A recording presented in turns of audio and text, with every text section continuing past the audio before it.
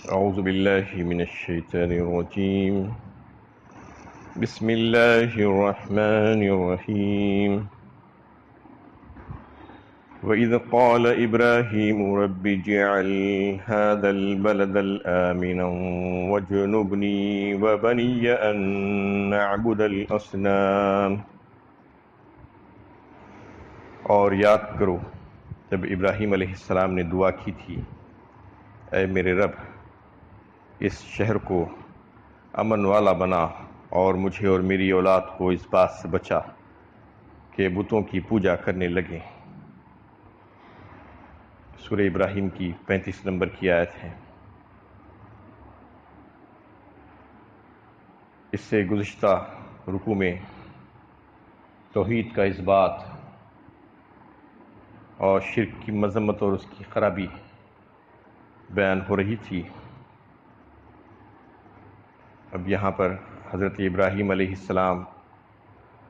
اور ان کی کچھ دعاؤں کا تذکرہ فرمایا گیا جو انہوں نے شہر مکہ کے لیے کی تھی اور اپنی اولادوں کے لیے کی تھی۔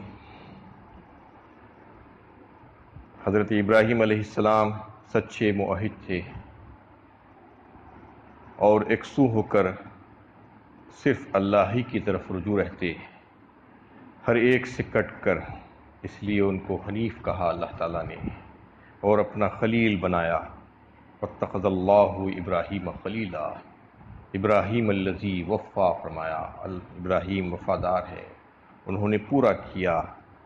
اللہ تعالیٰ نے جو کچھ بھی ان کو حکم کیا۔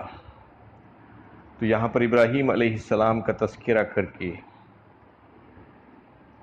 قریش کے ان کفار کو خبردار اور متنبہ کرنا ہے، دیکھو تمہارے آباء و اجداد میں کیسے لوگ تھے، تمہارے جد امجد حضرت ابراہیم علیہ السلام، اور جن کی ملت پر ہونے اور جن کی نسل سے ہونے کا تم دعویٰ کرتے ہو، ان کا کیا حال تھا کہ وہ کیسے توحید پرست تھے، اور تمہارا کیا حال ہے، تم نے ایمان کو کفر سے بدل ڈالا، تم نے توحید کو شرک سے بدل ڈالا۔ فاتبعوا ملت ابراہیم حنیفا وما کان من المشرکین، چوتھے پارے میں اللہ تعالیٰ نے فرمایا سورہ آل عمران میں، اتباع کرو ابراہیم علیہ السلام کی ملت کی، دین حنیف کہا، ان کے دین کو، ان کے طریقے کو پسند فرما کر سارے لوگوں کے لیے اس کو ایک مثال کے طور پر پیش کیا کہ دیکھو ایسا طریقہ اختیار کرو، فاتبعوا ملت ابراہیم حنیفا وما کان من المشرکین، اور مشرکوں میں سے نہ تھے وہ۔ یہ بتا کر مشرکین مکہ اور قریش کے لوگوں کو یہ کہا جا رہا ہے کہ باز آ جاؤ شرک سے، اور اگر تم اپنے آباء و اجداد کی تقلید کرنا چاہتے ہو تو ان کی تقلید کرو، ان کی اور ان کی کیوں کرتے ہو۔ یہ سچے موحد تھے جو قابل تقلید ہے۔ حضرت ابراہیم علیہ السلام نے اس پہلی آیت میں دو دعائیں کی۔ سب سے پہلی دعا انہوں نے اپنے رب سے جو کی کہ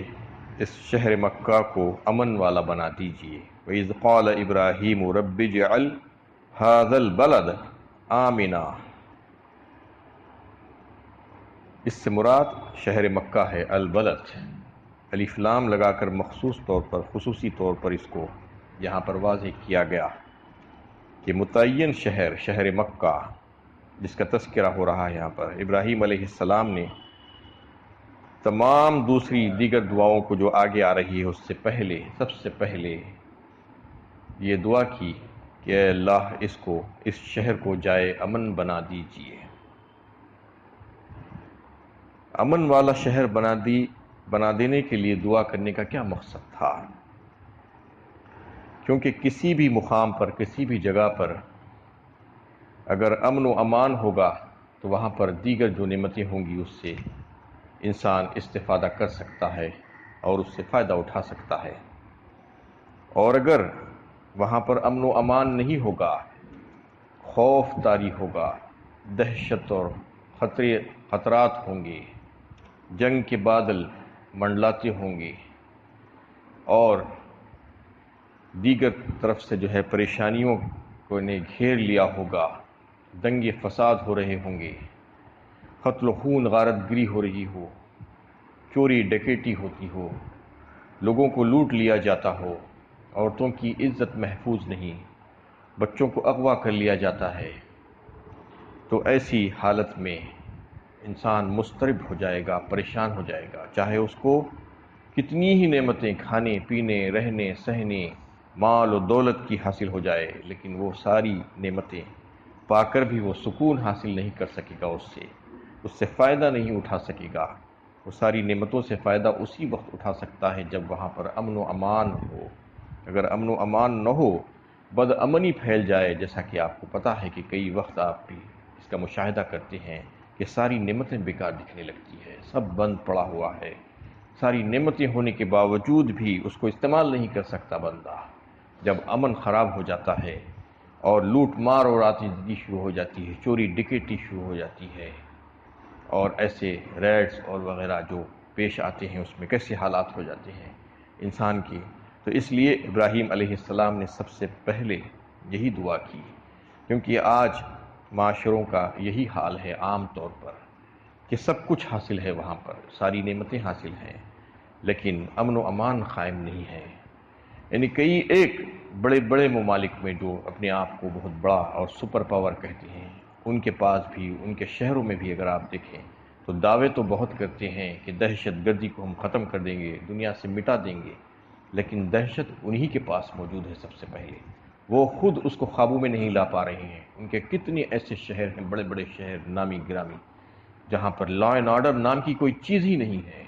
دن دھاڑے لوٹ مار آتی زندگی ہوتی ہے، عورتوں کی عزت پر ہاتھ ڈال دیے جاتے ہیں، بچوں کا اغوا کر لیا جاتا ہے، ہائی جیکنگ ہو جاتی ہے، کڈنیپنگ ہو جاتی ہے، کیا کیا نہیں ہوتا، کیسے ریڈز اور کیسے فسادات، کیسے موب لنچنگ، کیا کیا نہیں ہو رہا ہے وہاں پر۔ تو یہ سب چیزوں سے بچنے کے لیے حضرت ابراہیم علیہ السلام نے سب سے پہلے اللہ تعالیٰ سے اس شہر مکہ کو جائے امن بنا دینے کی دعا فرمائی، کیونکہ امن ہوگا تو سب ٹھیک ہو جائے گا، اور اگر امن نہیں ہوگا تو ساری نعمتیں بیکار ہو جائیں گی۔ اور یہ دعا اللہ تعالیٰ نے قبول فرمائی، اور شہر مکہ کو حرم قرار دیا گیا، اور اس کے تعلق سے کہہ دیا گیا کہ اب اس میں کوئی جنگ اور کوئی فساد نہیں ہوگا، اور اس کو شرعی حدود نافذ کر دیے گئے اس میں حضرت ابراہیم علیہ السلام کی برکت سے۔ اور پھر اسی طریقے سے مدینہ الطیبہ کو بھی اللہ تعالیٰ نے حرم قرار دیا، اللہ کے نبی صلی اللہ علیہ وسلم کی برکت سے ان دونوں شہروں کو حرم قرار دیا گیا، مکہ المکرمہ اور مدینہ الطیبہ۔ یہ دو شہر دنیا میں ایسے ہیں جہاں پر امن و امان اور سکون ہے، یعنی اتنا امن و امان اور سکون کہیں پر دنیا میں کسی شہر کو نہیں دیا گیا جتنا مکہ اور مدینے کو دیا گیا ہے۔ وہاں پر ہر قسم کا امن جو ہے حاصل ہے۔ تو اس میں حضرت ابراہیم علیہ السلام کی دعا کا تذکرہ اللہ تعالیٰ نے یہاں پر فرما دیا کہ سب سے پہلے انہوں نے اسی دعا کو کی، اللہ تعالیٰ سے یہ التجا کی اور یہ درخواست کی کہ اس شہر مکہ کو امن والا شہر بنا دیجئے۔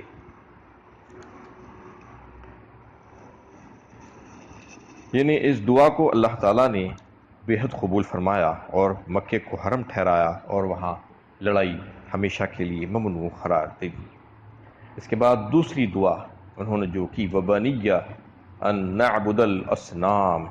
اور مجھے اور میری اولاد کو اس بات سے بچا کہ بتوں کی پوجا کرنے لگے۔ یعنی ہاتھوں سے جو تراشیدہ جو بت ہوتے ہیں انسان خود اپنے آپ بنا لیتا ہے، وہ ایک فتنہ ہے، اور ان کے پاس کوئی اختیارات نہیں ہوتے ہیں، وہ غیر عاقل ہیں، بے حس ہیں، بے شعور ہیں، وہ کسی کو کوئی فائدہ نہیں پہنچا سکتے۔ ایسے بتوں کی عبادت سے مجھے بھی اور میری اولاد کو بھی بچائیے۔ اور اگلی آیت میں فرمایا، ربی انہن اضللن کثیرا من الناس فمن تبعنی فانہ منی ومن عصانی فانک غفور رحیم۔ اے میرے رب، ان بتوں نے بہت سے لوگوں کو گمراہ کر دیا ہے، تو جو میری پیروی کرے وہ میرا ہے، اور جو میری نافرمانی کرے تو بخشنے والا رحم فرمانے والا ہے۔ اور پھر اس کا تذکرہ کرتے ہوئے حضرت ابراہیم علیہ السلام نے اپنے رب سے یہ دعا کی، اور یہ کہا کہ یہ بت تو لوگوں کو گمراہ کر دیتے ہیں، اور انہوں نے بہت سے لوگوں کو گمراہ کر دیا، کروڑوں اربوں لوگ ان کے پیچھے پڑے ہوئے ہیں ہاتھ جوڑ کر، آج بھی آپ دیکھ سکتے ہیں۔ اور پھر یہ دعا کی فمن تبعنی فإنہ منی، ظاہر بات ہے جو میری اتباع کرے گا، میری بات مانے گا، اور جو ایمان لا کر عمل صالح اختیار کرے گا تو توقع ہے کہ آپ اس پر اپنا فضل فرمائیں گے۔ فمن تبعنی فإنہ منی، وہ میرا ہی ہے۔ جب میری بات مانتا ہے، میری اتباع کرے گا وہ، تو پھر آپ اس کو بھی پسند فرمائیں گے، اس پر بھی اپنا رحم فرمائیں گے۔ ومن عصانی فإنک غفور رحیم، لیکن جو میرا نہیں ہے، جو میری نافرمانی کرے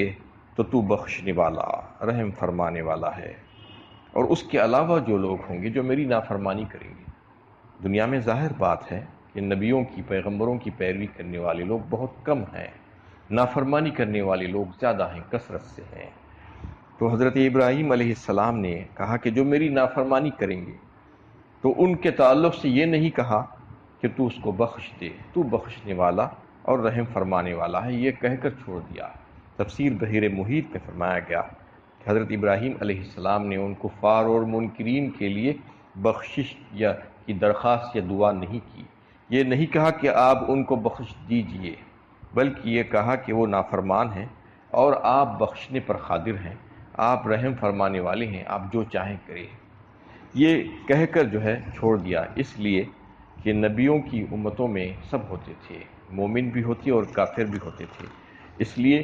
جو ہے کافروں کے اوپر بھی وہ یہ چاہتے تھے، بڑے شفیق اور مہربان ہوتے تھے پیغمبر، چاہتے تھے کہ ان کو بھی ہدایت ہو جائے، وہ بھی آگ سے بچ جائیں، اس لیے کوشش کرتے رہتے تھے ان کے لیے اور دعائیں کرتے رہتے تھے۔ اس میں بھی وہی دعا کا تذکرہ ہے کہ یہ نہیں کہہ رہے ہیں کہ وہ کافر ہے اس کو بخش دیجیے، بلکہ اس دعا کا مطلب یہی ہے کہ وہ میرے نافرمان ہیں، ان کو فرما برداری پر لگا دیجیے، ان کو ہدایت دے دیجیے۔ ان تعذبہم فإنہم عبادک وإن تغفر لہم فإنک انت العزیز الحکیم۔ سورہ مائدہ میں جو ہے یہ سب سے آخری آیت میں حضرت عیسیٰ علیہ السلام جو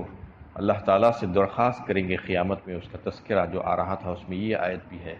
کہ وہ اپنے ماننے والوں کے تعلق سے اللہ تعالیٰ کے سامنے یہ کہیں گے کہ ان تعذبہم فإنہم عبادک، اگر آپ ان کو عذاب دیں، ان کو سزا دیں تو وہ آپ کے بندے ہیں، وَإِن تَغْفِرْ لَهُمْ فَإِنَّكَ أَنْتَ الْعَزِيزُ الْحَكِيمُ، اور اگر آپ ان کو بخش دیں اور معاف فرما دیں تو آپ تو زبردست ہیں اور بڑے حکمت والے ہیں۔ تو وہاں پر بھی اس نبی نے یہی دعا کی تھی کہ آپ جو چاہے کر سکتے ہیں، آپ کی قبضہ قدرت میں سب کچھ ہے، یہ سارے بندے ہیں، آپ کے بندے ہیں، فرما بردار ہو یا نافرمان ہو، بندے تو آپ ہی کے ہیں، آپ ان کو عذاب دیں چاہے ان کو بخش دیں۔ تو یہ دعا نبی صلی اللہ علیہ وسلم کو بہت پسند آئی، اور ایک دفعہ ایک رات، ساری رات بھر آپ نماز میں یہی دعا پڑھتے رہے، قیام میں یہی دعا کر رہے ہیں، قرات یہی دعا، رکوع میں یہی دعا، سجدے میں یہی دعا۔ ہمیں یہ رات بھر رات گزر گئی اور یہ دعا کرتے کرتے روتے روتے، ان تعذبہم فإنہم عبادک وإن تغفر لہم فإنک انت العزیز الحکیم، یہ سوچ سوچ کر اپنی امت کا خیال آپ صلی اللہ علیہ وسلم کے دل میں آتا گیا، اور یہ سوچتے گئے کہ میری امت میں سے جو نافرمان ہیں ان کا کیا حال ہوگا۔ تو اللہ تعالیٰ کے سامنے یہ عرض پیش کرتے رہے کہ وہ گنہگار جو ہیں آپ ان کو چاہے عذاب دیں چاہے بخش دیں، ان تعذبہم فإنہم عبادک وَإِن تَغْفِرْ لَهُمْ فَإِنَّكَ أَنْتَ الْعَزِيزُ الْحَكِيمُ۔ تو اس میں جو ہے حضرت ابراہیم علیہ السلام نے اللہ تعالیٰ سے جو دوسری دعا کی وہ یہی کہ یہ بت جو ہے وہ بہت سے لوگوں کو گمراہ کر دیے ہیں ان کی پوجا کرنے کی وجہ سے، اور مجھے اور میری اولاد کو ان سے بچا لیجئے، اور جو میری پیروی کرے گا وہ میرا ہے، اور جو میری نافرمانی کرے گا تو بخشنے والا اور رحم فرمانے والا ہے۔ اس زمانے میں بھی بت پرستی کا فتنہ عام تھا، اور ماحول کے دباؤ کے تحت انسان اس قسم کے فتنوں کا بآسانی شکار ہو جاتا ہے۔ اس لیے ابراہیم علیہ السلام اپنے لیے اور اپنی اولاد کے لیے اس سے بچنے کی دعا کی کہ توفیق الہی کے بغیر آدمی اس فتنے سے محفوظ رہ ہی نہیں سکتا، یعنی بت بکثرت لوگوں کی گمراہی کا باعث بنے ہیں۔ ابراہیم علیہ السلام کا یہ بیان ایک تاریخی حقیقت ہے، چنانچہ دنیا کی بڑی بڑی قومیں بت پرستی میں مبتلا رہی، اور قوم نوح سے یہ سلسلہ شروع ہوا اور آج تک یہ سلسلہ جاری ہے۔ موجودہ دور کے انسان نے اگرچہ کہ زبردست علمی ترقی حاصل کر لی ہے، مگر بڑی بڑی متمدن قومیں بت پرستی کے معاملے میں اسی جہالت میں مبتلا ہے۔ آج بھی بڑے بڑے دانشور کہلانے والے، ان کو یہ بات سمجھ میں نہیں آ رہی ہے کہ یہ ہاتھوں سے تراشیدہ بت جو خود انہوں نے بنا لیے ہیں اور اس کو پھر نے اللہ کا نام دے لیا اور اس کو بھگوان کہہ لیا اور اس کو فلاں کہہ لیا اور اس کو فلاں کہہ لیا، اپنا حاجت روا سمجھ لیا، یہ کیسی جو ہے عقل ہے کہ جو ہے اندھے ہو گئے ہیں یہ لوگ، یہ بات ان کو سمجھ میں نہیں آ رہی، یہی جہالت میں یہ لوگ مبتلا ہیں جیسا کہ اس زمانے میں تھے، یعنی ان کے اوپر اس کا جادو چل گیا ہے اور وہ اس سے چمٹ کر رہ گئے ہیں۔ ہمارے ملک میں بھی ایسے کئی ایک مناظر دیکھنے میں آتے ہیں کہ بت پرست پہلے اپنے ہاتھ سے ان خداؤں کو ڈھالتے ہیں اور پھر ان کی بارات نکال کر اپنے ہاتھوں ان کو دریا برد کر دیتے ہیں۔ یہ عقل کا دیوالیہ پن نہیں تو اور کیا ہے کہ یہ بات اتنی معمولی سی بات ان کی سمجھ میں نہیں آ رہی ہے۔ اور اس کے علاوہ بھی اللہ تعالیٰ نے فرمایا کہ انسان کا سب سے بڑا بت اس کا نفس ہے، اس کے اندر جو بیٹھا ہوا ہے وہ ہے، اس کی بات وہ مانتا ہے، یعنی عقل و شعور کو استعمال کیے بغیر افرأیت من اتخذ الہہ ہواہ واضلہ اللہ علی علم وختم علی سمعہ وقلبہ علی بصرہ غشاوہ فمن یہدیہ من بعد اللہ، فرمایا سورہ جاثیہ میں اللہ تعالیٰ نے ایسے ہی لوگوں کے لیے کہ آپ نے نہیں دیکھا ان لوگوں کو جنہوں نے اپنے نفس کو اپنا الہ بنا لیا ہے۔ افرأیت من اتخذ الہہ ہواہ، کیا مطلب ہے اس کا؟ یعنی جو نفس کی خواہش ہے وہی خواہش کو مانتا ہے، اسی کا حکم مانتا ہے، اللہ کے حکم اور رسول اللہ صلی اللہ علیہ وسلم کے حکم کو پیچھے ڈال دیتا ہے اور اپنی عقل کو سب کچھ سمجھتا ہے اور اسی کے مطابق فیصلہ کرتا ہے اور اپنی خواہش اور ارمان نکالنے کے لیے سب کچھ کرنے کے لیے تیار ہو جاتا ہے اور اس کی بات ایسی مانتا ہے جیسے رب کی بات ماننی چاہیے۔ یہی ہے جو بت پرست اصل سب سے بڑا، یعنی جو دل میں بیٹھا ہوا ہے، جو نفس میں اس کا جو بت ہے سب سے بڑا بت ہے، دیگر بتوں سے بھی بہت بڑا بت، کیونکہ اس میں بت پرستی کی مذمت اس لیے کی گئی ہے۔ حضرت ابراہیم علیہ السلام جانتے ہیں کہ شرک کتنا بڑا گناہ ہے، ناقابل معافی ہے، وہ دیگر سارے گناہ معاف ہو جا سکتے ہیں، اللہ تعالیٰ اس کو اپنے فضل و کرم سے معاف فرما دیں گے، جیسا کہ سورہ نساء میں فرمایا ان اللہ لا یغفر ان یشرک بہ ویغفر ما دون ذلک لمن یشاء ومن یشرک باللہ فقد ضل ضلالا بعیدا، فرمایا یعنی اللہ تعالیٰ معاف نہیں فرمائیں گے، ہرگز معاف نہیں فرمائیں گے مشرک کو، جو شرک کرے گا اللہ تعالیٰ کے ساتھ، اس کے علاوہ دیگر گناہوں کو وہ جو چاہے کرے، ان کا فیصلہ ہو سکتا ہے اس تعلق سے۔ یعنی کئی ایک صورتیں اللہ تعالیٰ نے اس سلسلے میں رکھ دی ہے کہ انسان کے گناہوں کو بخشنے کے سلسلے میں کہ اس کے خود کے نیک اعمال، دیگر جو اعمال ہیں وہ اس کے لیے کفارہ بن سکتی ہیں، اس کے برے اعمال اور اس کے سیئات کا، اور کوئی اسے بخشوا سکتا ہے، کسی کی سفارش سے اس کی معافی ہو سکتی ہے، سوائے اس کے جو مشرک ہے، جو اللہ تعالیٰ کے ساتھ جو شرک کرے گا، اس کے ساتھ اس کو ملائے گا، تو پھر اس کی معافی کی کوئی گنجائش نہیں ہے۔ اس لیے حضرت ابراہیم علیہ السلام نے اس دعا کو بڑی اہمیت کے ساتھ سب سے پہلے کیا، امن کی دعا، اس کے بعد یہ دعا، کیونکہ یہ دو دعاؤں کی زبردست اہمیت ہے، بڑی جامع باتیں ہیں یہ اس میں جو کہی گئی۔ سب سے پہلے امن ہونا چاہیے، اگر امن ہوگا تو ساری آسائشیں اور ساری راحتیں جو انسان کو حاصل ہے وہ سب کے سب اس کو اطمینان سے جو ہے استعمال کر سکتا ہے۔ اس کے بعد اگر کوئی شرک سے بچ کر زندگی گزار لے گا تو سمجھ لینا چاہیے کہ وہ نجات پا گیا، اور اگر کوئی شرک میں رہ کر چاہے کتنی باتیں کرے، اس کی جو ہے اللہ کے ہاں قابل قبول نہیں ہے، اس کی معافی نہیں ہو سکتی۔ اس لیے شرک سے بچ کر چلتے رہنا یہ ضروری ہے۔ انسان ہے، دیگر گناہ ہو سکتے ہیں انسان سے، وہ معافی مانگتے رہے، اللہ تعالیٰ سے توبہ کرتا رہے، استغفار کرتا رہے، اس کی معافی کی گنجائش ہے، اور دیگر اس کے اچھے اعمال بھی اس کی جو ہے کفارہ بنتے جائیں گے، اور اگر کچھ رہ بھی جائیں تو کسی کی سفارش کے ذریعے سے قیامت میں اس کی معافی ہو سکتی ہے، لیکن شرک کی معافی کی کوئی گنجائش نہیں ہے۔ اس لیے بڑے احتیاط کی ضرورت ہے، محتاط رہنے کی ضرورت ہے اس سلسلے میں کہ ایک ایک قدم کو پھونک پھونک کر رکھنا، کہیں پر یہ اللہ کے ساتھ اس کے اختیارات میں کہیں پر جو ہے کوئی شریک تو نہیں کر دے رہے ہیں ہم، کہیں پر کوئی ایسا کام تو نہیں ہو جا رہا ہے، یہ سوچنا۔ یہی دعا حضرت ابراہیم علیہ السلام نے خود اپنے لیے اور اپنی اولاد کے لیے کی تھی۔ اللہ تعالیٰ سے دعا ہے کہ اللہ تعالیٰ ہمیں سارے ان شرک کے کاموں سے بچائے اور عملوں سے بچائے، اللہ تعالیٰ ہمارے عملوں کو بے حد قبول فرمائے۔